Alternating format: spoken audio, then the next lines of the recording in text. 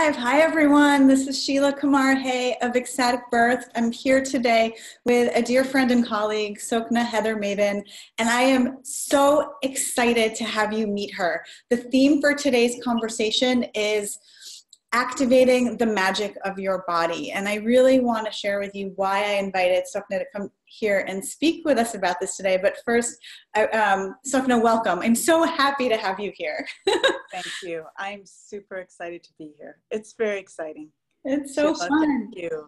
Yeah. You know, the two of us met, I was thinking it's about 10 years ago now. I hosted a workshop in New York City where I invited Sherry Winston, who's this incredible midwife turned sexual educator, to come talk about the pleasure in our body and how that translates into birth. And so that was our point of connection. But over the last 10 years, I've really witnessed you on so many different levels in this piece of activating the magic of the body. You know, I see you with your work as a doula. I mean, all doulas, to a certain extent, you're holding space for a woman to really connect to her body, to her body's wisdom, and to really activate that birthing power, that birthing magic to bring her baby out. So you do that very sacred work. And also you're an herbalist. And I just did a yoni steam with you and Anita Teresa, and Yes. I got to experience that too. I mean, that really, awesome. I can personally say, really felt like activation of the magic within. And you've also been on this incredible healing journey with your daughter, and been very transparent about that online and on Facebook. So really, like, I just feel like this is such an appropriate topic and something that women really we really need this. We really need to come back to this place of like trusting our body and knowing that we can activate these places of like healing and bliss and pleasure and transcendence and for our journeys. So with that, like, really whatever you want to share, I'm so happy to give you this platform and to have this conversation with you. Wow. Yes. Thank you. All of that. And I love, Sheila, that we did meet with Sherry. We met in this workshop we were young mothers, we were new mothers, and, kind of trying to figure it out then. And both of our paths have been these wonderful weaving streams of us discovering along the way and sharing, both of us sharing our stories. And here we are. What an incredible womb-niversary. I love it. I love it too. It's totally a womb-niversary. But thank you for that beautiful introduction. I don't even know where to jump in. I feel like I gave you a lot. Let's start with birth, because that's really, a lot of the women that were watching this now or watching this later have a passion for birth, either because they're expectant moms or they're birth workers. So let's start there. If you want to talk a little bit about your work as a doula and how you support women to really activate that power within. Perfect. I've been a doula for coming up on 15 years, and that has been an extraordinary journey in and of itself for me. I started assisting friends in their births, friends out of yoga classes. I was teaching in New York at Laughing Lotus and Shambhala Yoga and Dance in Brooklyn and Tribeca Yoga, like all around. And women were coming to class, they were pregnant. There weren't a lot of prenatal yoga classes back then. So in the early 2000s. So I was just like, come to class and I'll modify for you. And then women were asking me to come to their labors. So it was a little bit before I was a mother myself. So when I actually think back with those women, I'm like, sorry, I didn't know, the ecstatic side. I didn't know that it could be so empowering because I wasn't a mother yet. And, but I was just giving them the physical means of what I had learned. Then when I had my own children, so my son is a cesarean, and I call it a necessarian because he was transverse. He could not be born. The cord was wrapped around his belly. And I just want women to know that if you're struggling with healing from an outcome, an experience in birth that you weren't expecting and it was disappointing, go ahead and ask for your medical record and what your experience was medically, and it may really help you to move through the space of an obstacle, congestion, emotional healing that you need from the birth experience, because that's what I did. Before I had my daughter, I asked for my birth record, and I found out he was transverse, and I didn't know that. It was just, you know, I wasn't able to do it, and it was really disappointing. So I asked for my medical record about 2 months before my daughter was born, and it was this like revelationary, passionate, sensual, healing feeling that I had. Wow. And I knew that I was going to have a natural birth with Guyana. I knew it. I knew that it was possible. And I think that knowing what Cayenne's birth was, that I wouldn't have been able to birth him naturally, moved her into place. I felt my baby shift in my body. And I actually felt her come into my pelvic basin at one point. I was doing a meditation. I teach yoga, and I was feeling this, and I felt an activation in my pelvis. And I was like, wow, I think the baby's head, I was getting like all yogic, okay. And, but I was like, I think my baby just ignited my mula band. And it was like really sensual, all right? Just from reading this experience, it helped me to be in my body differently. It helped me to know that my body was a place that was okay to be in regardless of what the experience was, that my knowledge of something was an actual pathway to knowing it better. All right. So I didn't know something at first. I read this medical record. This is what happened. Whoa, activation.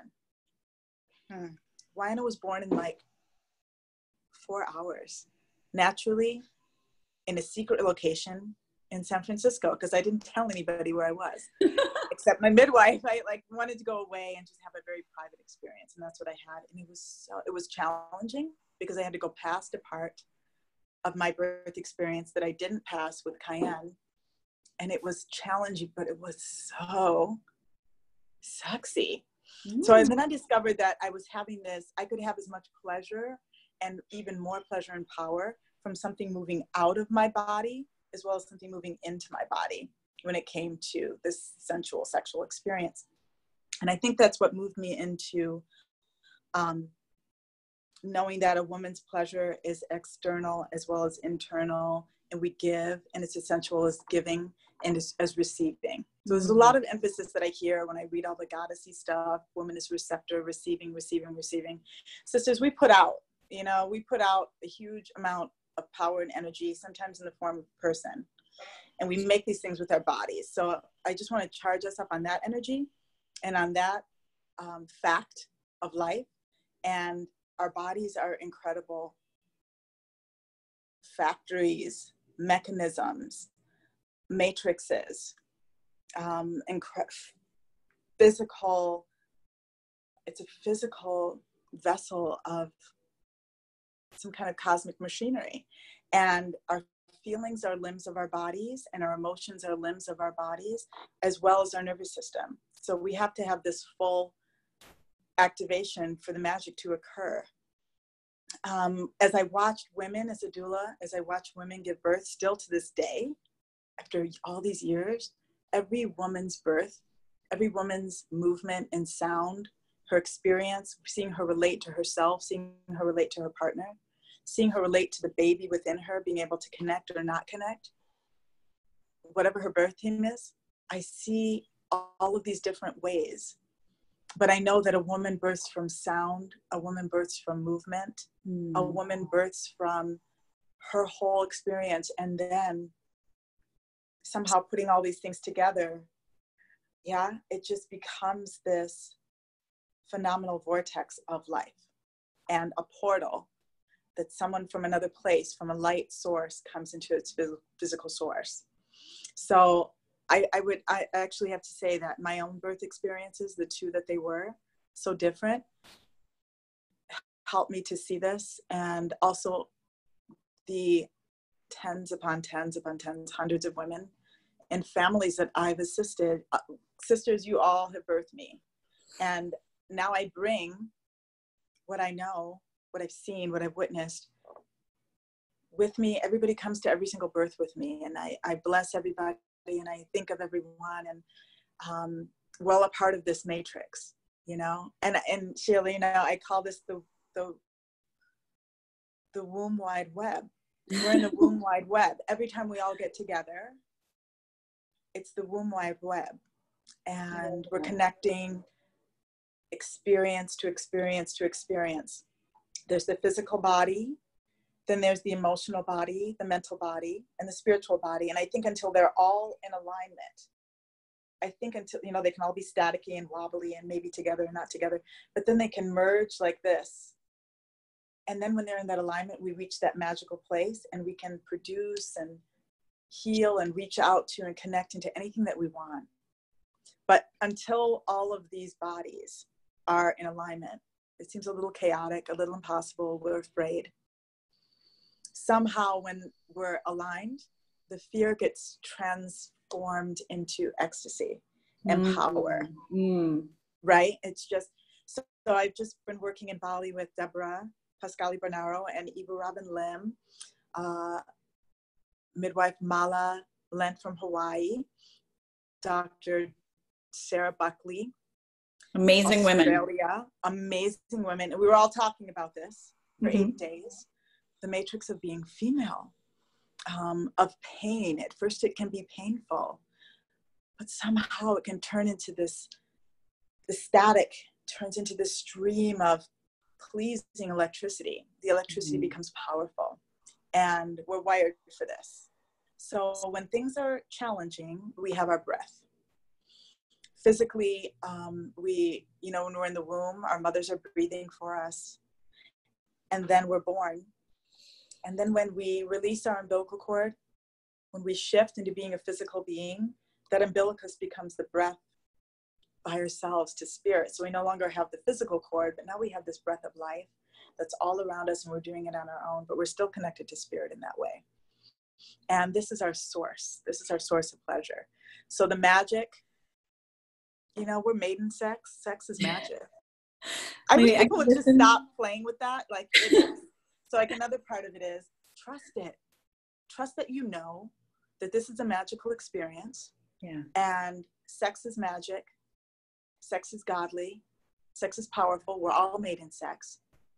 And it leads me to a really deep thought. I've been thinking about this, and I don't know how you feel about it, but the in vitro, the assistance to fertilization, it leads me to a deeper place to think the conception itself is sex, because perhaps the people are not able to get together in their energy together in the sexual union. So we go and we ask for assistance, and they can get the sex to work. So is it really between us, or is it between the cells? Sex in the cellular matrix. It's like so sexy. Like, it's just like sex after sex after sex after sex. And so these concentric waves of sexuality, of sexual power, and it's all godly, it's all sacred. The union of the bodies together, how they move, how they sound, what they do, it's just, we can't get around it. It's extraordinary. It's extraordinary. And honestly, I feel like just listening to you, I just kind of want to lean back and like, yes, like awesome. I could listen to you all day long. And there's so many things that you said that are so important that I want to highlight. And, you know, first, this idea that our bodies are magic. They are a part of this matrix. It's, you know, it's not just our physical body, but they're all these different realms. We're all connected. And yes, like it's that sacredness of creation, whether it's through the sexual act, through birth, or this idea that you're creating in the world, you can use your body, and that activation that you're highlighting, that the use of breath, sound, movement, these are tools that we use in birth, but these are actually tools for like pleasure and juiciness in life. These are tools to help us, you know, move our fear, our hesitation, our resistance through our body and get back to that juicy, yummy place. And so the big question I have for you. So you were talking about like, you got your daughter's, your son's records from his birth, and that activated something in you. And so it's interesting because I think a lot of us, you know, we are trained to like live in this headspace, this intellectual, like I need to understand something before I can surrender to it. And the magic, right, is really in the body. But you know, it's not about like bypassing the head. It's not about saying, oh, we don't want to live in our heads, we want to live in our bodies. But you, in this example that you gave, your understanding on a mental level actually triggered that whole body activation, which is so interesting. And Yes. so this idea of like, you know, we live in this culture where we don't really trust our bodies. We don't, you know, we're scared that our bodies are going to betray us, whether it's in birth, whether it's with our health.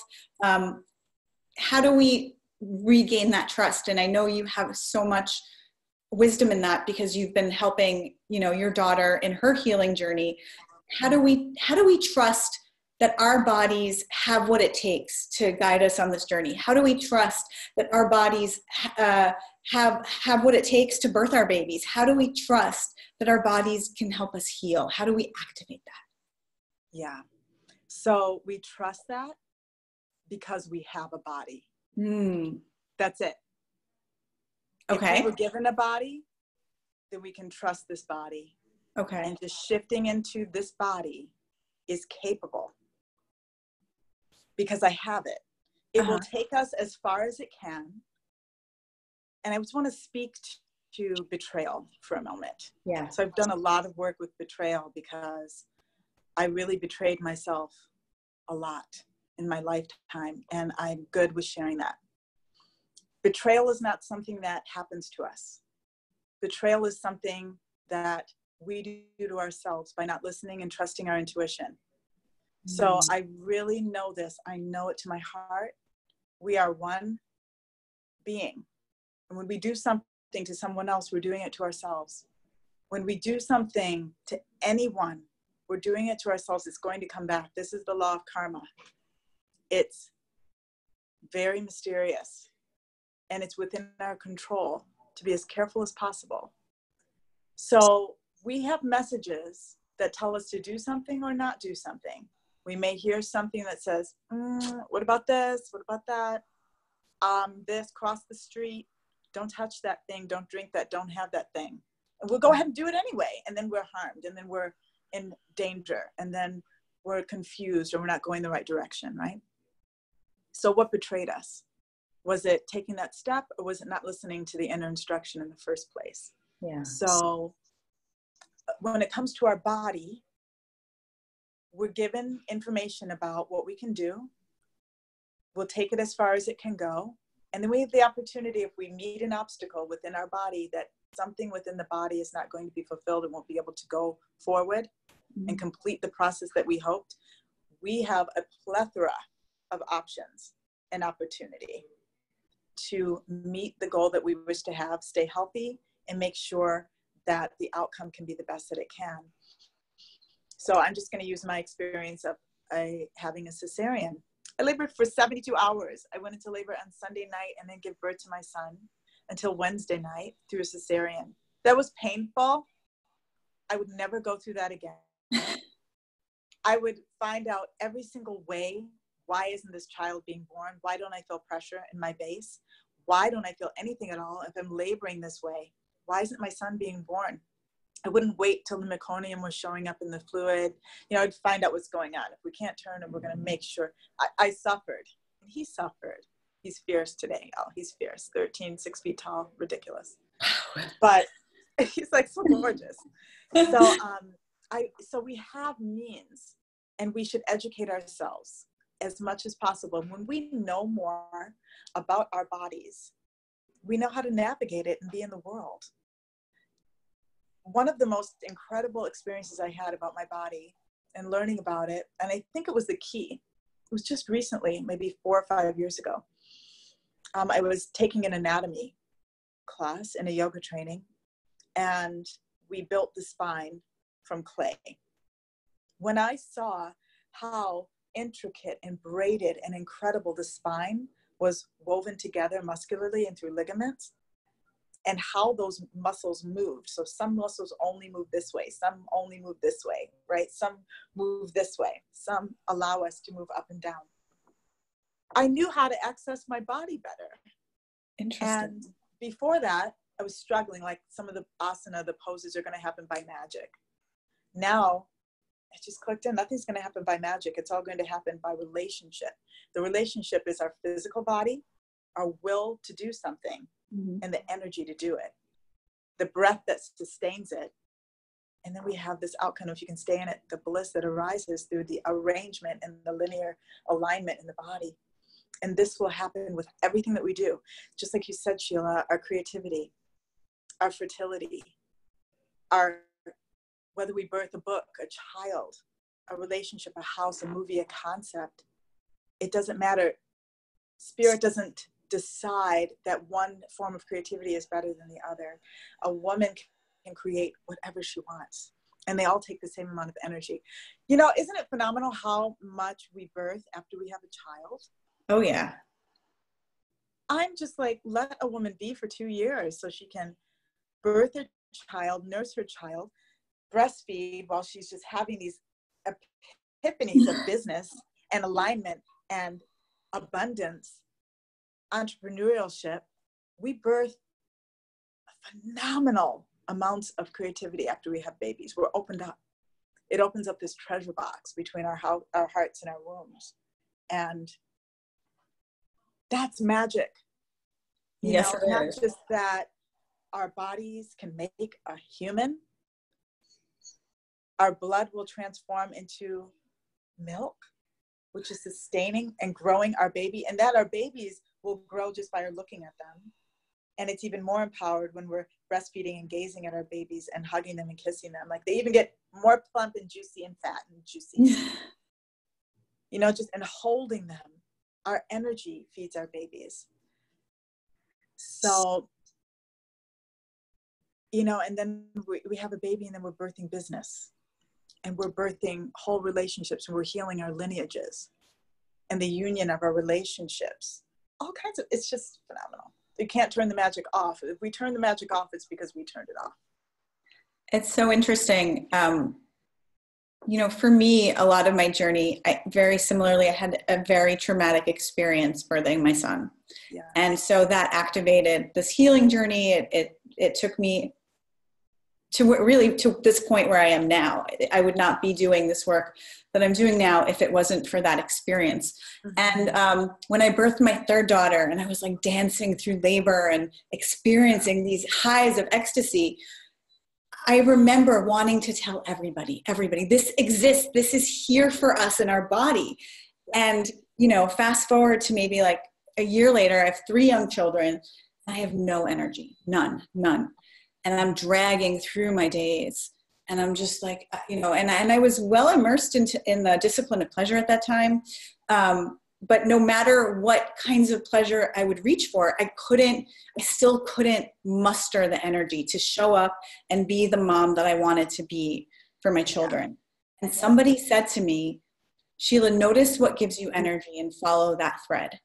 And I got a phone call, people would call me to ask about their births and to get advice. And I remember this mom called me, and she was in a very similar situation to where I had been. And I spent an hour on the phone with her, just like pouring my love into her. And I got off the phone and I had all this energy and I was so excited. And then I went home and I was like so much fun with my kids. And I was like, oh, wow, this is where I need to be directing my time to give me the energy to show up how I want to show up. And I'm sharing this because it's really speaking to what you're saying. There's this activation that happens through our bodies, and our bodies know. A lot of the work I do with my moms and my practitioners is all about, like, how do you feel? How can we begin to feel our bodies? How can we begin to feel the sensations and follow the thread towards what feels good, what gives us energy, what gives us pleasure? And that's really so simple, but it's a step towards that magic and that creativity that you're talking about. And I know the vision is so huge, but I'm curious, what would you say to, somebody who they're like, Sokhna, I love this vision that you're sharing. I love what you're saying. How do I even begin? Like, I don't know that I trust my body. I don't know that I feel like activated. I like the idea of it, but I don't know how to get to this vision that you're sharing. What advice would you give to somebody like that? Yeah. Simple exercise. Yeah. Take your hands, bring them up, Feel how they feel. And then bring your hands together, touch them together, and feel what you feel. So we may feel warmth. We may feel dry skin, whatever. We feel pressure. We may begin to feel moisture. Separate the hands. We feel coolness. Bring your hands to your breasts. Bring the hands on top of the breasts.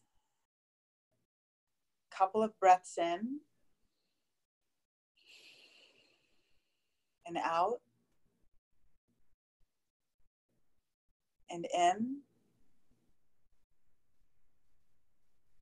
and out, and then lift the hands away from the breasts. And then bring the hands to the thighs, top of the legs. Place the hands on the legs.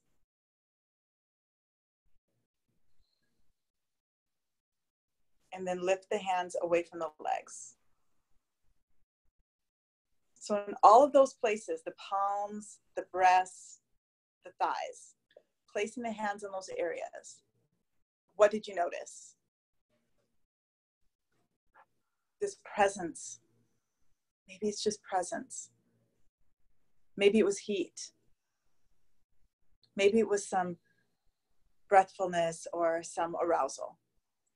That arousal, it comes in the form of heat. It comes in the form of moisture. Arousal. So we're kind of in this like arousal, so sexy all the time.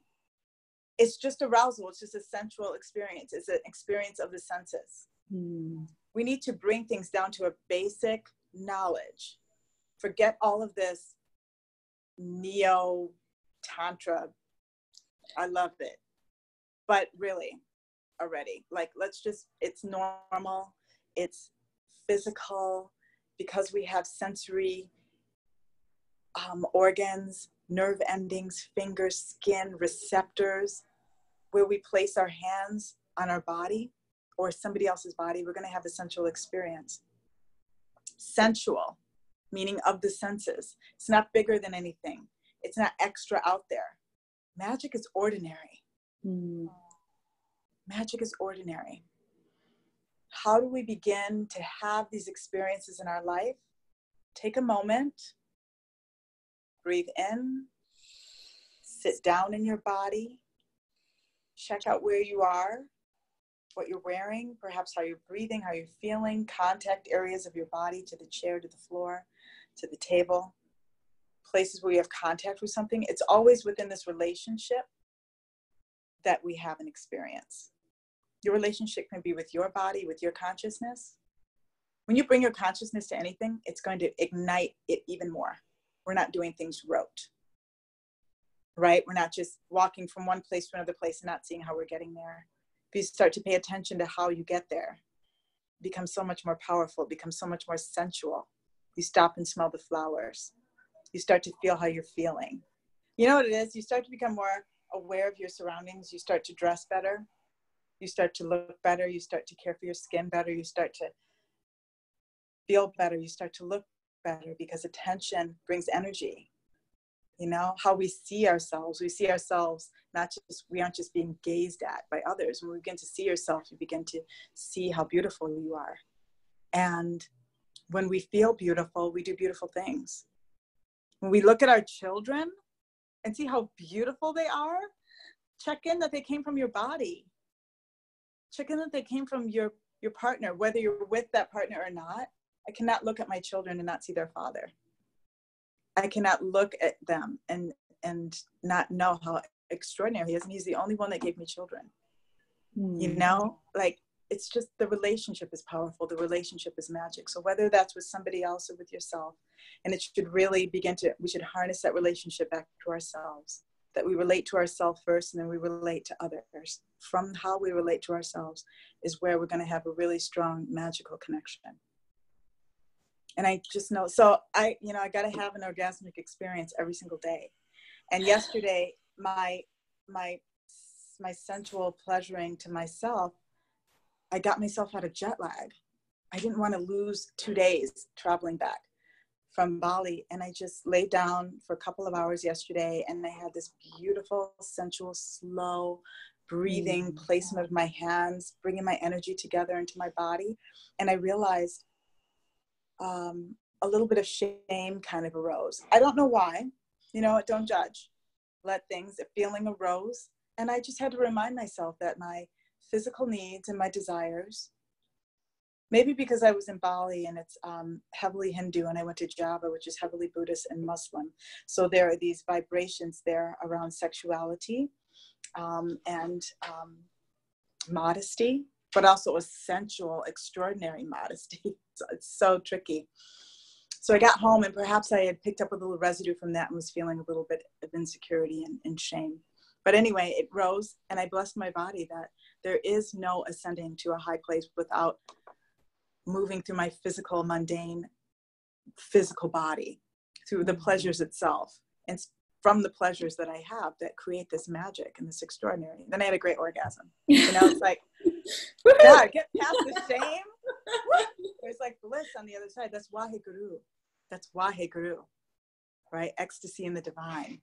That's Waheguru. That's why we're doing the yoga and the mantra and the breath work to get to that place. Until we stay in it, there's work to do. Until we are really rolling in it all the time, and maybe we can't in a human form, we have this lifetime. We have this lifetime to check ourselves and go into the darkness and return to the light. The darkness is merely there to remind us to turn to the light, you know?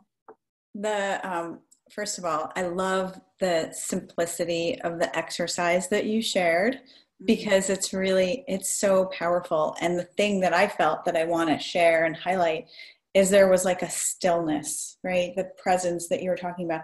I came into my body in a way that was even deeper. Instead of doing, it was a being. And what happened inside myself with that stillness was this like yummy, oozy feeling, which is that oxytocin flow, that like much coveted oxytocin flow that we're always looking for, like in birth, you know, for our mamas, for each other, to bring that into the birthing field, to make it be contagious. But that oxytocin flow, I feel like that's a bit of what you're also describing when you're talking about how you know, heal yourself from jet lag, and that yumminess that resides within us.